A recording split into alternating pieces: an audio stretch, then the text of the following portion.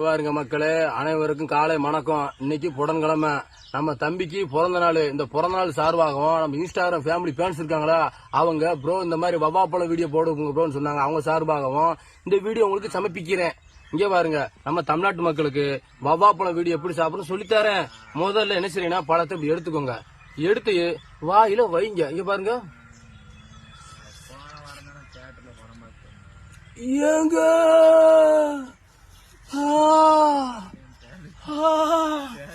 ஐயோ ஏங்க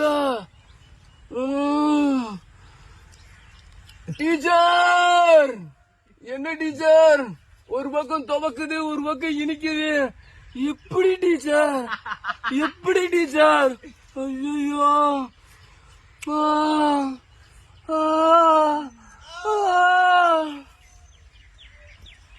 அம்மா ஆத்தாடி,